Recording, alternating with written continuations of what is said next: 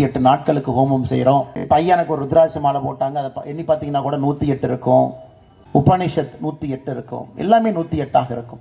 இன்னும் ஆச்சரியமா கொஞ்சம் சயின்டிஃபிக்காக யோசிச்சு பார்த்தீங்கன்னா, பூமிக்கும் நிலாவுக்கும் இருக்கக்கூடிய தூரம், பூமிக்கும் நிலாவுக்கும் இருக்கக்கூடிய தூரம் 1,50,000 கிலோமீட்டர். இந்த தூரத்தை கணக்கீடாக எடுத்து பார்த்தீங்கன்னா, நிலாவினுடைய டயமீட்டர் அதை 108 மல்டிப்ளை பண்ணீங்கன்னா பூமிக்கும் நிலாவுக்கும் இருக்கக்கூடிய, சரி பூமிக்கும் நிலாவுக்கும் தான் சும்மா ஏதோ வந்துருச்சு அப்படின்னு, பூமிக்கும் சூரியனுக்கும் இருக்கக்கூடிய தூரத்தை எடுத்து பார்த்தீங்கன்னா, சூரியனுடைய டயமீட்டரை 108ஆல மல்டிப்ளை பண்ணீங்கன்னா பூமிக்கும் சூரியனுக்கும் இருக்கக்கூடிய தூரம்.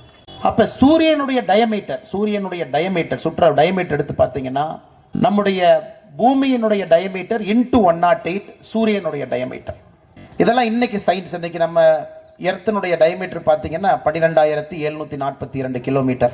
அதை 108 முறை மல்டிப்ளை பண்ணீங்கன்னா 13,90,000 கிலோமீட்டர். அது சூரியனுடைய டயமீட்டர். இந்த 108ங்கிறது நம்முடைய ஒரு காஸ்மிக், ஒரு ஜாமெட்ரிக்கல் நம்பரா அது இருக்குதுங்க. பல இடத்துல இருக்கு. சிவபெருமான் 108 கலைகளை சொல்லி முனிவர்களை சித்தர்கள் எல்லாம் அனுப்பிய பொழுது அகஸ்திய சித்தர் வந்தாங்க. யோகக்கலை 108, எல்லாத்துலேயும் இந்த 108. இதுங்க நமக்கு ரொம்ப பிரமிப்பான விஷயம் என்னன்னாங்க, இன்னைக்கு பவர்ஃபுல் டெலஸ்கோப் வந்துச்சு, சயின்ஸ் அட்வான்ஸ்டாக இருக்கு. இன்னைக்கு நம்ம மெஷர் பண்ணுறோம், 108ங்கிற எண் கொடுக்குறோம்.